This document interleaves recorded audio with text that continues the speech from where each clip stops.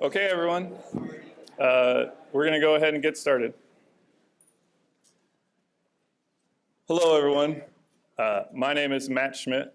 I am NC State's Principal Investigator for the Lab for Analytic Sciences, and it's my pleasure to welcome you all here to our 10th Annual Research Symposium for the Laboratory for Analytic Sciences. We're excited to have the opportunity to once again talk with all of you about the exciting work going on with LAS. So it is now my pleasure to introduce NC State's Interim Vice Chancellor for Research, Dr. Allison Wilson, who will provide a welcome message on behalf of North Carolina State University. As the Chief Research Officer for NC State, Dr. Wilson oversees all research activities at NC State.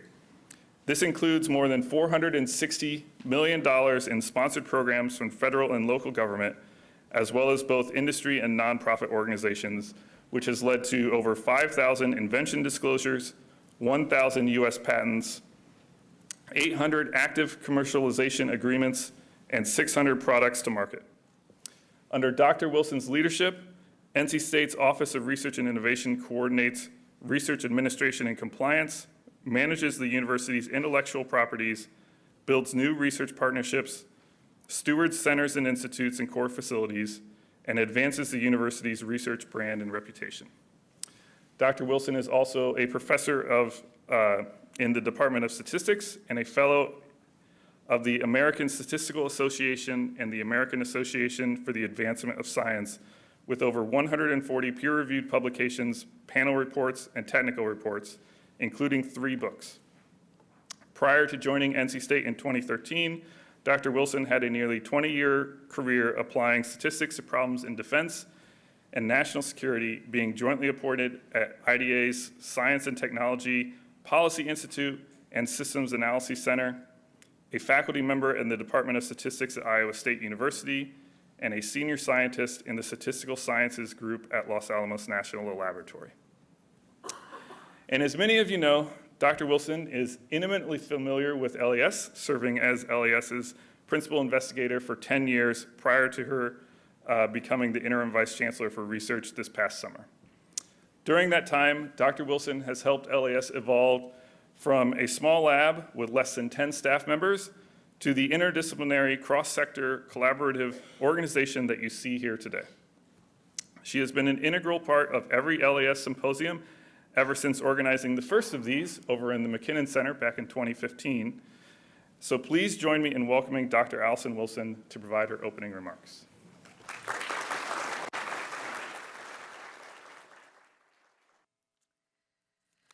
So good morning, everybody, and welcome. Chancellor Woodson really regrets not being able to be here today.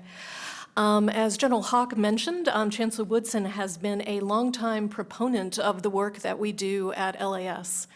LAS originally stood up in 2013 and is one of the examples that our chancellor always uses as he points out the real power of what we can do when we work across sectors, when we combine the power of academia and industry and government.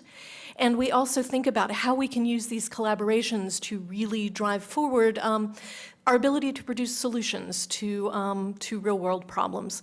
So on behalf of Dr. Woodson, I appreciate the opportunity to say good morning. So as Matt mentioned, this is our 10th end-of-year LAS symposium. It doesn't feel like that should be possible, but here we are.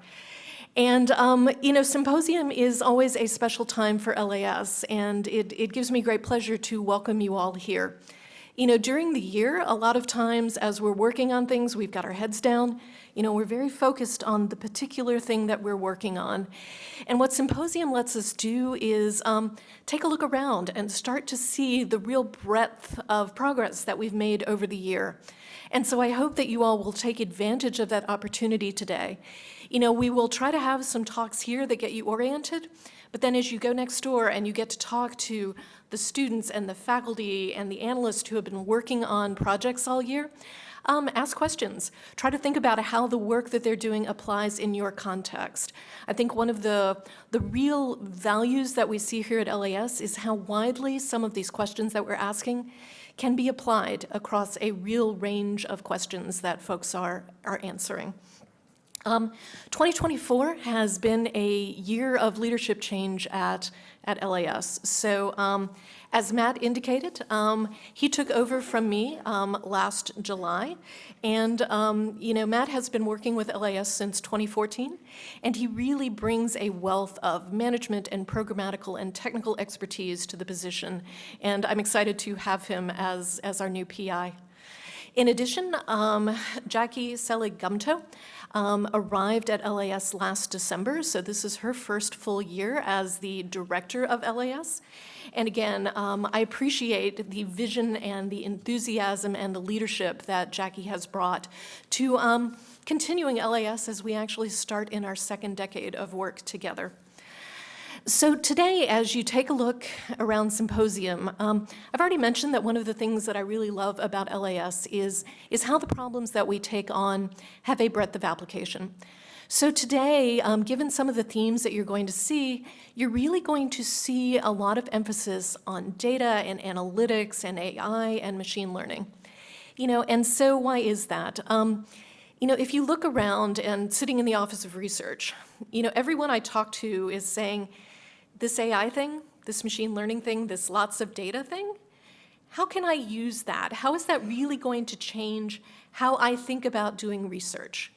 Is there a way that I can solve problems that maybe I couldn't solve before?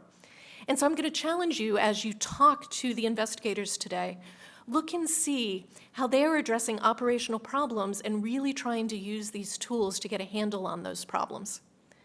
I'd say the second thing that we hear about, and it's almost sort of a joke, is how do we make the new technology work for us as opposed to the other way around? So again, be thinking about what are we doing to make the technology really be something that is useful to us, that supports our workflows, as opposed to making it sort of the clunky tool that everybody says AI is great, but. So try to see how that is getting implemented in the work that we're doing. And the other thing that we need to think about is how do we employ these tools in a way that is safe, in a way that doesn't create vulnerabilities, in a way that allows us to add power without creating new vulnerabilities for us. So again, I think you'll see some threads of work around that too. Okay, so for everybody who knows me, I'm a statistician, and I don't think I can get through a talk without doing a few statistics. So let me give you a few 2024 LAS statistics before I turn it back over to Matt and Jackie. So this year, here at Symposium, you will see 34 projects across 3 research themes.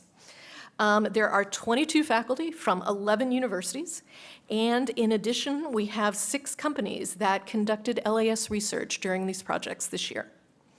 In addition to that, those are the year-long projects. We also hosted the Summer Conference for Applied Data Science over the summer. This was an 8-week event where we brought together over 50 participants from government, academia, and industry, including faculty, students, industry professionals, research from national laboratories and federally funded research and development centers, government employees, a huge range of people who came together and spent those 8 weeks working on an additional 35 projects, trying to think about how could they rapidly start to prototype and develop ideas to help address solutions. Okay, so I'm done with my statistics now. And with that, what I would like to do is, again, formally welcome you here to NC State. We are delighted to have you here on campus. I hope that you take a few minutes to walk around and see everything. I will say it is the last day of classes. You're going to see a few stressed students downstairs because, they've got between now and graduation starts next Friday. So exams are kicking off right now. So anyway, but we've got a beautiful day, a lovely campus, and again, I'd like to welcome you here to NC State.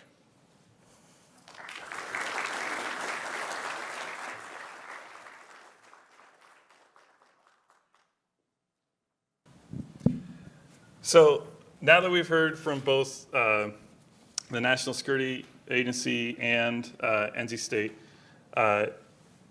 the director and I wanted to give a quick welcome and introduction from the lab itself. So as we've mentioned, this is our 10th symposium. We're very excited to have everyone here.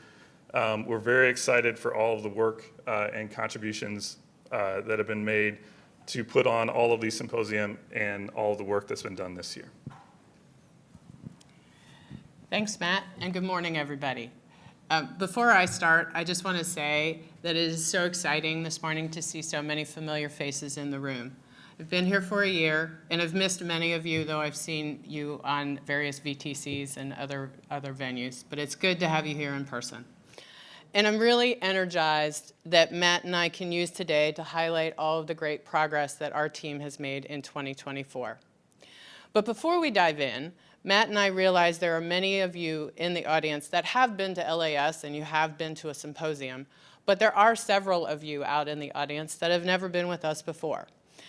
And so, before we dive into the content of how we're going to run today's activities, Matt and I thought it might be a good idea to provide a bit of the context to the why, the how, and the what of LAS. As everyone knows, with any work element, it all commonly starts with the why.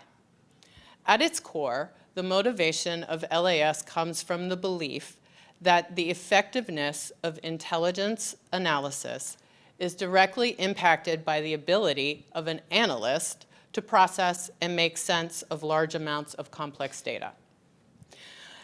And we've also seen how technological breakthroughs in areas such as data science, artificial intelligence, and machine learning have the potential to help people get through vast amounts of data.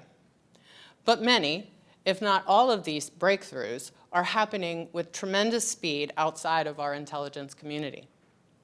If we are going to be able to empower analysts to make use of these same technological breakthroughs, we need a mechanism to facilitate their application to the problems faced today by today's Intel analyst. Simply put, LAS exists to drive research and innovation in these technological areas to optimize workflows of today's Intel analysts. And so I've talked a little bit about the why, and Matt and I now want to spend a little time focusing on the who and the how. The who is almost like a four-legged stool, with 4 different groups here at LAS who effectively come together to make us a fully functioning whole. And so I'll start to describe the first group of people, which would be our government cadre. We have a small team of government civilians who work at LAS, and it is their goal to produce outcomes that can optimize analytic workflows, save Intel analysts time, and increase their productivity. They do this through engaging with the researchers and developers who are working on these cutting-edge technologies that I just described a few moments ago. This group of government personnel includes a mix of linguists, Intel analysts, mathematicians, computer scientists, and engineers.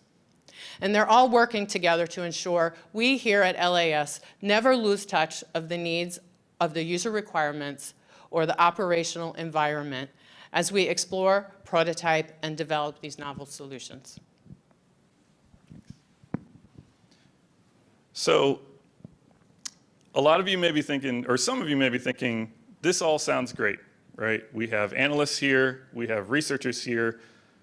Why are we in Raleigh, North Carolina, right? Much of the intelligence community is in the DC area or in Maryland. Why do we need a partner in the academic community? Well, when you look at what LAS is trying to do and how it wants to engage the broader community, there's a couple things that are necessary. One, if we're going to engage the broader community working in the analytics space, most of those researchers who are not in the government are not cleared, and many of them could never be cleared. So we're going to have to figure out a way to work with the researchers in the unclassified community on unclassified problems. Secondly, the problems that LAS focuses on from year to year, the problems that the intelligence community focuses on from year to year, are very dynamic, right? Something we're interested in 5 years ago may not be the priority 5 years from now. We also need to be able to explore lots of different solutions, right? Sometimes we don't know the constraints that the community faces until we try out a solution that already exists and find out, oh, we can't really do that in the operational environment. So we're going to need partnerships with the broader community that are very flexible, that are very agile, that can respond to a lot of different requirements and constraints. And when you look at it from that perspective, having a partner like NC State can make a lot of sense, right? NC State has a long history in the analytics community. Our statistics department is one of the first in the nation, founded by renowned statistician Gertrude M. Cox. NC State was the first university in the nation to offer an advanced degree in data analytics through our Institute for Advanced Analytics in 2007. We're here in Raleigh. We're one part of the Research Triangle, and we are in close proximity to Research Triangle Park. We also have one of the world's largest data analytics communities in SAS, located right next door in Cary, North Carolina. So in addition to all of that, when we were looking at what LAS wants to accomplish, it's not that unusual for NC State, right? One of the things that NC State is most proud of and where LAS's offices are located are over on our Centennial campus, which is just south of here. Centennial campus is home to a number of the academic units at NC State, including most of NC State's engineering college. But it's also home to over 70 commercial and government organizations. Over 5,000 people come to work on NC State's Centennial campus who are not NC State employees. And that environment where we have students and we have faculty and we have our commercial and government partners is a very innovative ecosystem. And NC State has a lot of experience facilitating those types of collaborations. And so the second cadre of Jackie's four-legged stool are the 13 NC State staff who are part of NC State's National Security Initiative who are dedicated to LAS and helping support the things that LAS is wanting to do. And that can be everything from managing all of the unclassified compute infrastructure that many of the projects are leveraging. You met a lot of the NC State staff when you were checking in. They helped coordinate this whole event. They also helped coordinate our summer conference. And some of our staff are actually the people that enable the LAS to have a SCIF on a college campus. In addition to all of that logistical support, many of the NC State staff have the technical expertise and clearances required to work side by side with the government staff as we think about how to engage the external community, as we think about how the LAS outcomes can transition back into the operational environment. But a lot of the really interesting, a lot of the really exciting work that we're doing here at LAS comes through collaborations with our LAS partners, right? And that's kind of the third leg of this stool. So as you see the projects today, you're going to see a lot of these projects are collaboration between the LAS staff and an academic faculty, a industry organization, or even a student-led group working towards a common goal and a common research objective, right? And these collaborations, as Allison mentioned, we have engagements with over 11 different universities, 6 industry partners. We've worked with 3 FFRDCs this year. We have worked with 22 different faculty, 35 different students. There's a lot of different types of collaborations, and it's enabled by a lot of different mechanisms at LAS, from funded work to purely collaborative relationships. But one of the things that's important to remember about all of these collaborations is that all of our partners are not solely dedicated to LAS work, right? They all have day jobs. And that's intentional. We leverage our partners to stay engaged with the broader community, right? We want our partners to help us see what are the recent advancements in that broader community. How do we bring those into the intelligence community applications? We also need to ensure that the work that we're doing here at LAS can go out and be communicated to that community, right? We want our partners to be publishing in academic journals. We want our partners to be presenting it at conferences, because that exposes the challenges and problems that we're working on here at LAS to that broader community and can lead to new opportunities. Okay, and now we'll talk about the fourth leg of our four-legged stool. In order to have mission impact, LAS also requires engagement with its stakeholders. Many of you of whom are in the audience this morning. Ultimately, LAS outcomes are evaluated by the value they provide to the Intel analyst community. If we are going to meet this objective, we must be able to apply and transition the work to our external partners in their operational environments. This is not something that we at LAS can do in isolation. It requires close collaboration and engagement with stakeholders in those operational environments throughout the life cycle of our activities. These stakeholders help LAS define the capability gaps to focus on. They help us define the performance thresholds and evaluate potential solutions. And they help us identify and facilitate transition paths for successful outcomes. As you can see, the success of LAS depends on contributions from all four groups: the government civilians, NC State staff, external researchers and developers, and stakeholders in the operational environment. In short, LAS is really about all of us, and this symposium is a special opportunity that we have each year to bring all of us together. And as we have mentioned all throughout the morning so far, the symposium is about an opportunity for us to come together to celebrate LAS success. And if I take you back just a few weeks in time, last month, as a part of our LAS team participated in an offsite where we reflected on the past 10 years of LAS, and we started to chart the course for the future. As part of that offsite, we spent time celebrating the successes of 2024. In that exercise, each of us had the opportunity to write on sticky notes things that we were proud of or wanted to celebrate as success in 2024. And that leads me to the poster over there near Matt. So simply titled, "What are you all celebrating from 2024? Thank you. Matt, maybe Vanna?